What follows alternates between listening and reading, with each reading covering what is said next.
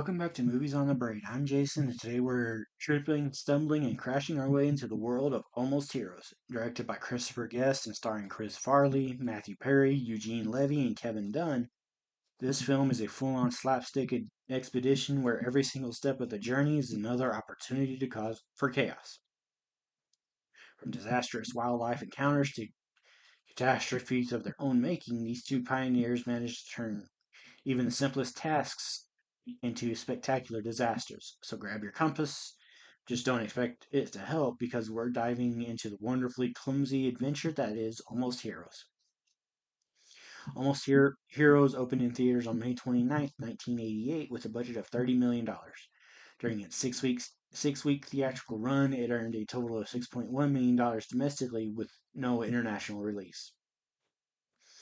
Its opening weekend saw it earn $2.8 million, finishing number 7 in the box office behind the likes of Bulworth, The Horse Whisperer, Deep Impact, Hope Floats, and 1998's Godzilla, numbers 5 through 1, respectively, with Hope Floats also opening the same weekend.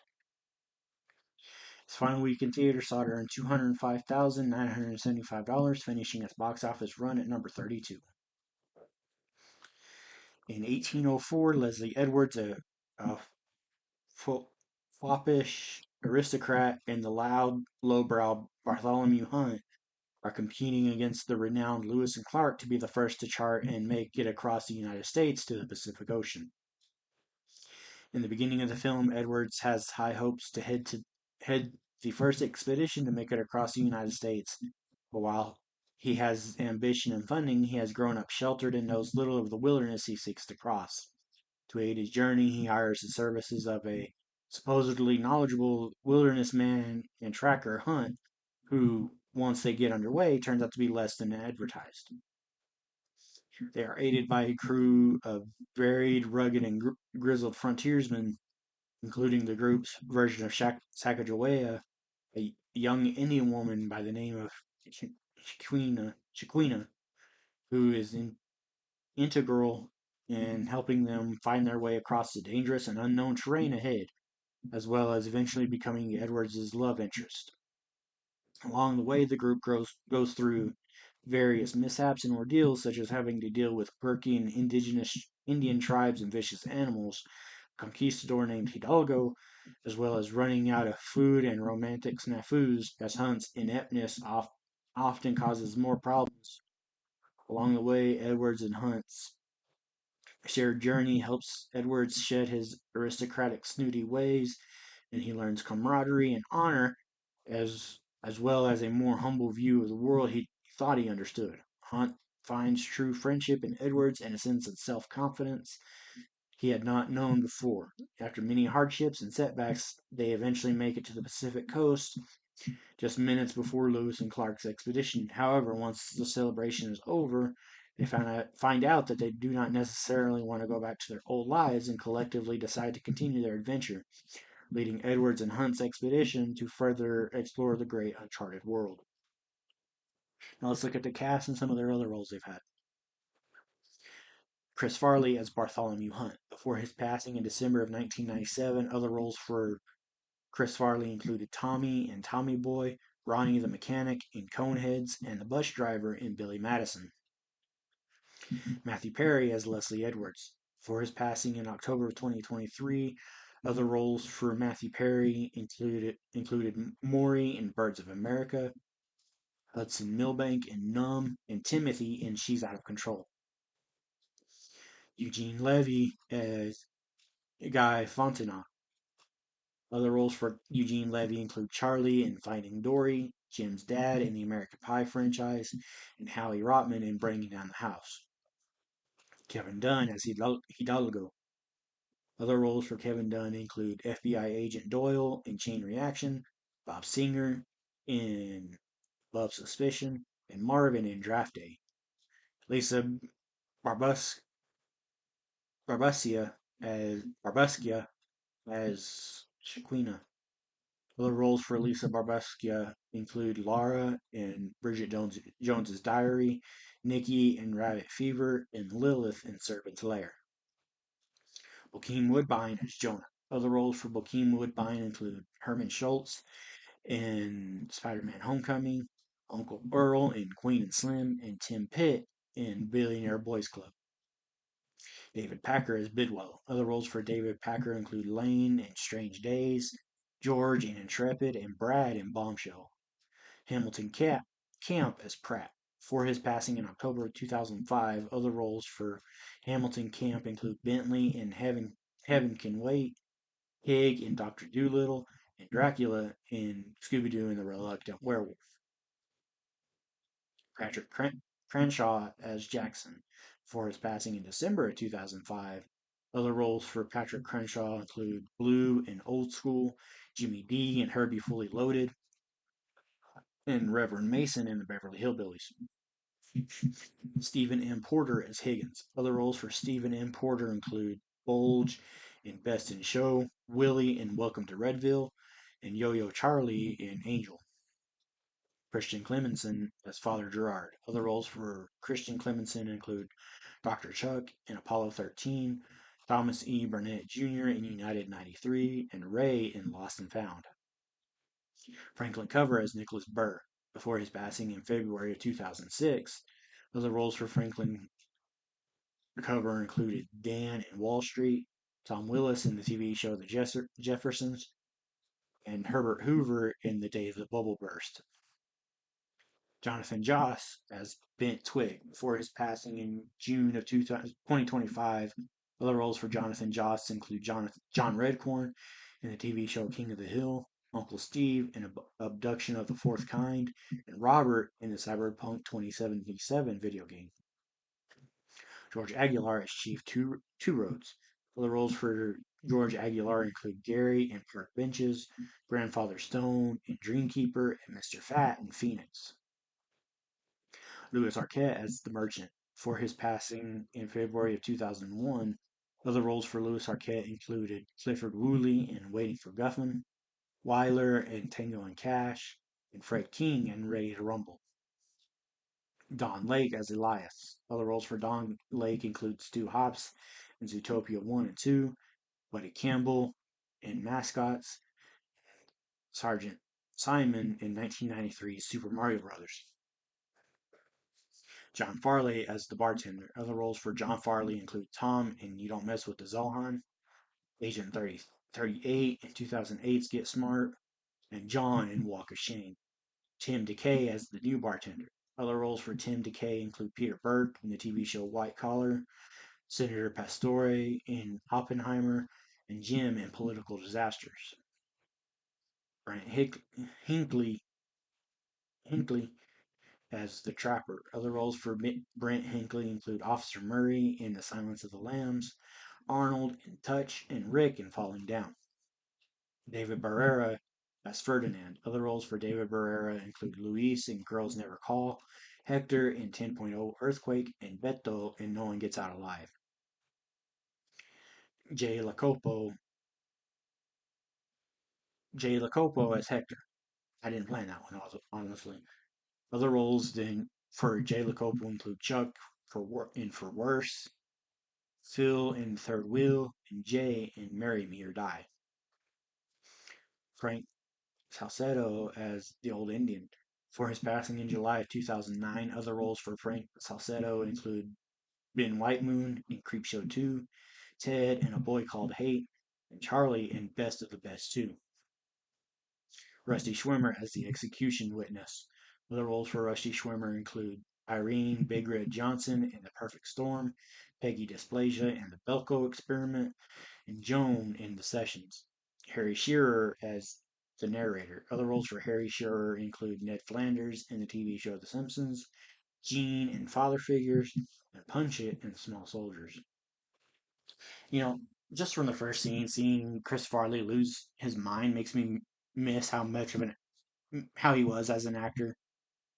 Matthew Perry, just by his first scene, seems like he's going to be the serious one out of him and Farley, which I think I like that dynamic just right from the word go. It's basically a race between Hunt and Edwards and Lewis and Clark to discover the Pacific, and that seems like it sets the tone for a fun film. And to end the scene explaining that with Perry's character Edwards falling out of the wagon shows it's going to be more of a comedy than we were led to believe in the first few minutes. Hunt getting blackout drunk, then waking up in a barn is absolutely comical. I'm honestly a little annoyed by the inflection Matthew Perry is putting on his voice, though. It's not the best, especially since Chris Farley is pretty much using his regular voice. Matthew Perry's reaction to his translator's property is exactly how I think Chandler and friends would react to seeing her. I can't blame him, though. Lisa B is a smoke show. After doing research, the man who told Hunt and Edwards that he would kill anyone who looks at his woman is Eugene Levy. I know his name was in the opening credits, but I didn't recognize him one bit. What a crazy character he plays in this. I love the chemistry between Matthew Perry and Chris Farley. They're so much fun together. I do wonder if the name of the map maker being Pierre LeBlanc is a nod to Matthew Perry's Friends co-star Matt LeBlanc. If so, that's a beautiful way to include him somehow. The look from Eugene Levy's character to the sky as Hunt is describing the hawk he supposedly saw as great comedic timing from Levy's character. But Eugene Levy always seems like he has great comedic timing, I feel. The other guys with Hunt and Edwards overreacting to a squirrel is one of the funniest things in the first half of the film, them all missing every shot they took at it. I really like the whole bonding around the fire scene. It really makes you care about each of the characters with our main two, all of them laughing and just trying to get to know each other. Hunt being proper while being around a bunch of hillbillies, for the lack of a better term, really makes Matthew Perry the straight man in this cast, and I'm loving it. Chris Farley getting slapped multiple times and Matthew Perry getting slapped once is great physical comedy. I wonder how many times it took them to film the scene with Jonathan Joss. Hunt giving Edwards stuff to the Iowan tribe just so they don't have to haul it everywhere under the guise they to give it to them so they'd live as genius writing. Guy Fontaine, Eugene Levy's character, biting off Bidwell's ear for looking at Shaquina, reiterating that he will kill anyone who looks at her while staring daggers through Edwards is a fun scene to show how ruthless Fontaine is. Chris Farley with his hair slicked back after the Pittsburgh Nellie scene reminds me of his character in Billy Madison, the bus driver. Edwards teaching Hunt how to read is a fun scene to show how opposite both men are, really bringing out the comedic side of Chris Farley while showcasing Matthew Perry's ability to play the straight man. Edwards perving on Shaquina while she's bathing, while he's supposed to be studying the floor is honestly such a funny scene, especially with Hunt barreling through, scaring Edwards. I wonder. I was wondering when we'd get a scene with the bear because of all the talk and Bidwell getting dragged off by a bear. I honestly saw coming, but I didn't see him surviving while missing a leg. Hunt trying to read the "Welcome to Snakes Bend" sign just shows Chris Farley wasn't scared to make an absolute fool of himself. It's funny stuff. I'm loving the scenery of wherever they film this movie. It's absolutely gorgeous. On the flip side of me not liking what Matthew Perry is doing with his voice, I'm loving what Eugene Levy is doing with his. Plus, Perry and Levy have incredible chemistry on screen in the scenes they've shared. The band promising all but Hunt, Fontenot, and Edwards a woman, only for them to be fake and full of hay is a fun misdirect. I honestly thought they'd all be killed. I was wondering when Kevin Dunn would make his appearance, and who he's playing. He's playing who by his introduction scene seems to be a villain. I didn't expect to see Chris Farley clean shaven. I can't recall ever seeing him clean shaven. Again, Chris Farley shows why he's great at physical comedy with the whole dentistry scene. Either it's poor editing or it's meant to be a ruse, but I laughed at Hidalgo's cup having no bottom on it, yet he still passes out drunk when going through the drinking duel with Hunt. Quina insulting Edwards' appearance in the first conversation they have is pretty comical, and for her to kiss him is pretty surprising. Shaquina being there while Edwards is sick is probably one of the most surprising scenes in the film, considering her situation with Fontenot. More physical comedy by Chris Farley is never a bad thing. He's a master at it. Hunt is letting his belly take over, getting eagle eggs. It's a fun scene and made even better with Chris Farley's face every time the eagle attacked him. I'm honestly kind of surprised we see Lewis, Clark, and Sacagawea. Made for a fun surprise before our characters go through the rapids and off of the falls, which was massive. I'm surprised Hunt and Edwards are having an argument, even being so close to the Pacific. Bidwell being the voice of reason before being shot wasn't something I expected. Matthew Perry is pretty great at physical comedy too.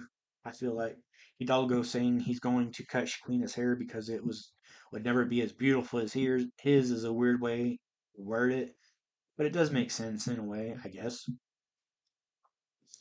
The old men natives weren't lying about how their spirits would awaken in battle. There's some fun choreography during this big fight scene. It's almost hard to keep track of everything that's happening.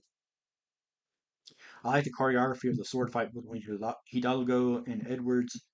It shows the inexperience of Edwards while also showcasing the unsureness of Hidalgo with how Edwards is fighting.